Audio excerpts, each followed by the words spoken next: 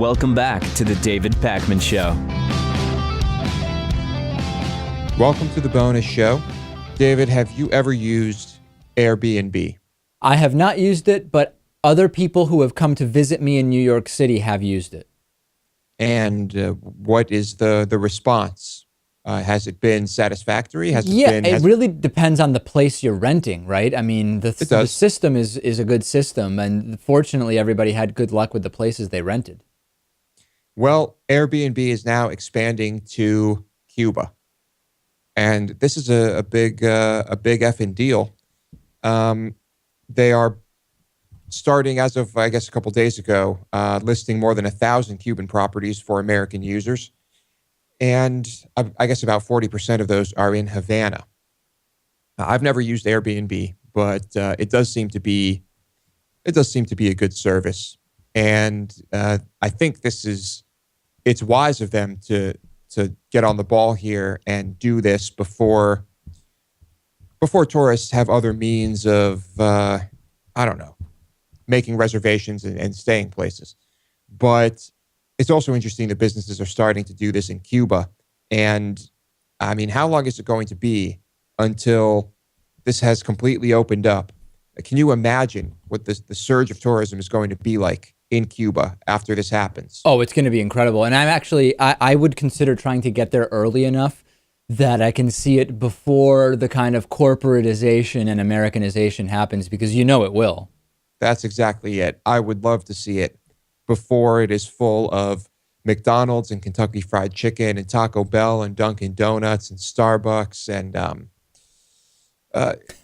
all that shit that I just don't really want to see when I'm somewhere. Yeah, I don't want to see it anywhere, to be honest.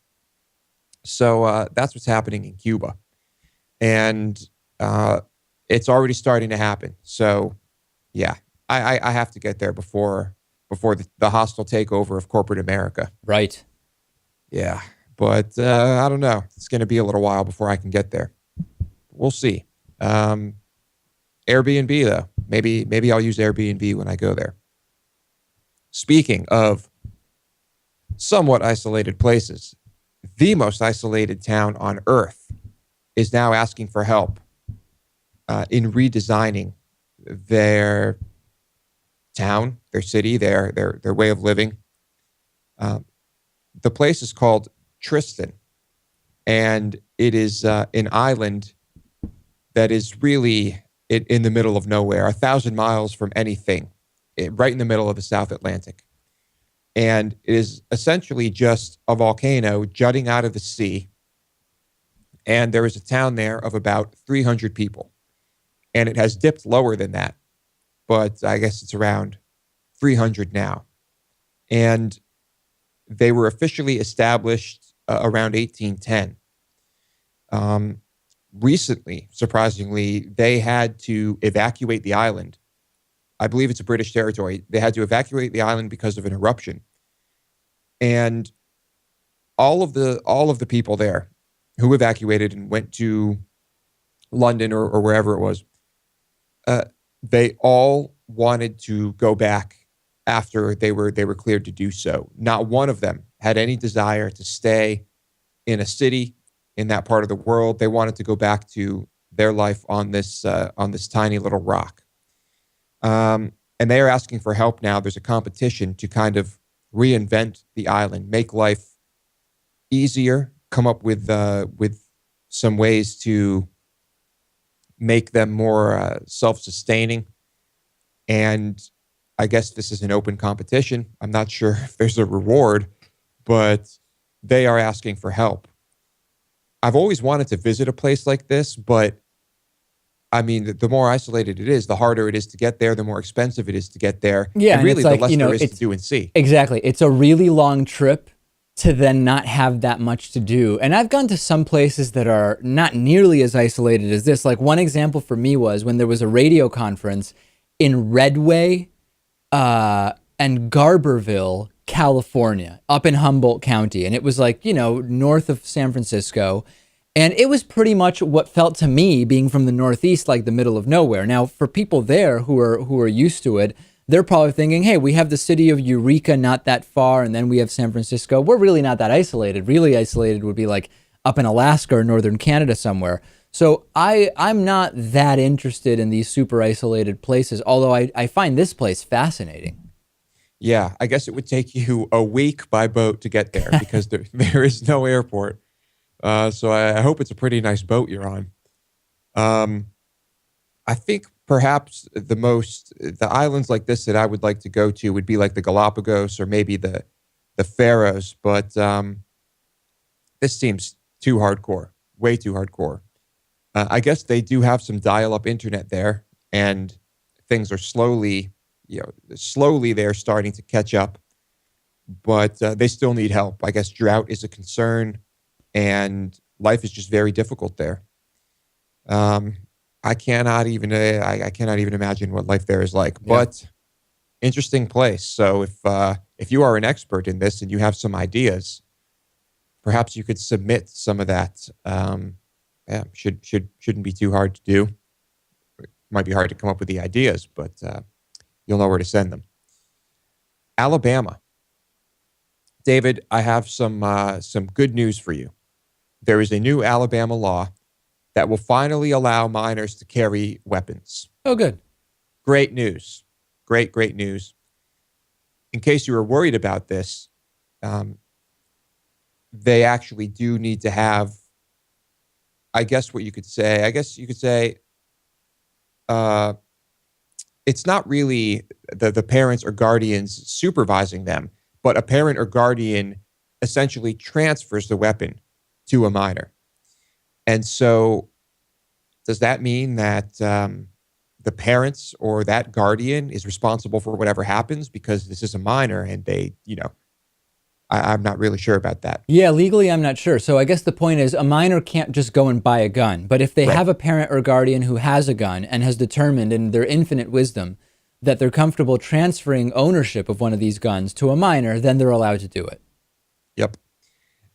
This law says that they will only be allowed to use those handguns under proper supervision, unless they're hunting, trapping, target shooting, or training.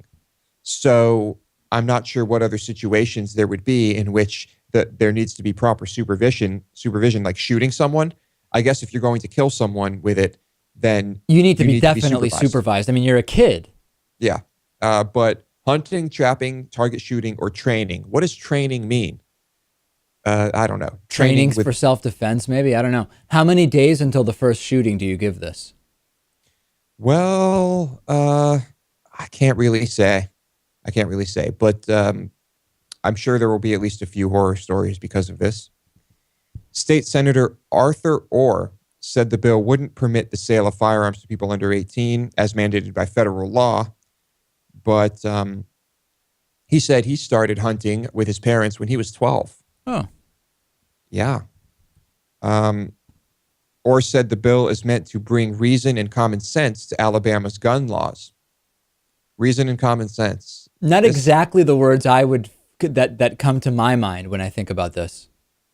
Every time I hear a story like this, I remember that caller who refers to Alabama as Alabamistan. Yeah. And it is just so funny. It is so true. And my apologies to those who live in Alabama.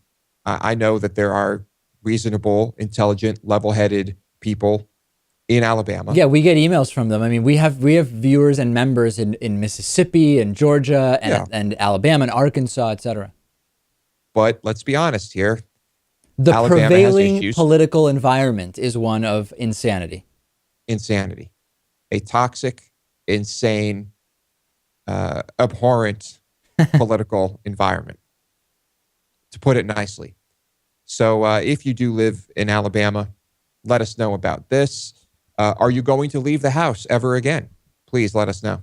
Louis, is it okay if I make an announcement now about the website? Sure. Okay.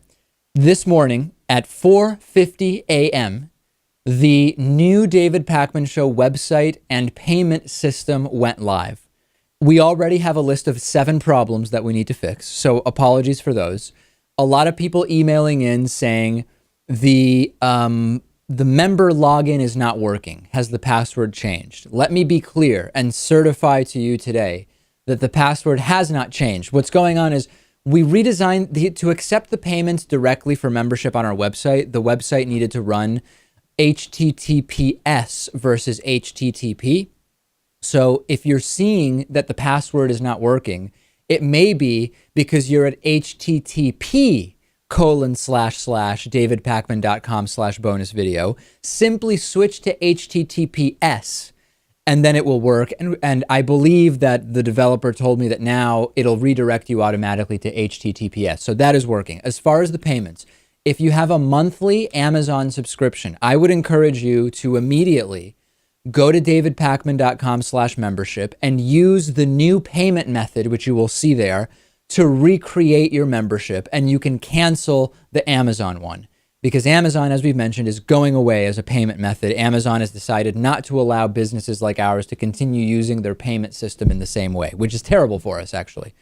If you have a yearly Amazon subscription, you can do the switch now, or you can do it when your year membership is up, and we will, of course, email you when that happens. Obviously, we get concerned about losing people when they forget, and this and that. So if you want to switch sooner than later, fantastic. But it is up and running. If any issues come up, let me know. There will certainly be some performance issues today because some of the website accelerating plugins have to be disabled while this work is being done. It's been a bit of a nightmare, Lewis, but it has been it will be really good long term. And of course, thanks to the Salerno Family Trust, as well as to Greg Stevens for helping out with this project. Ladies and gentlemen, David has spoken.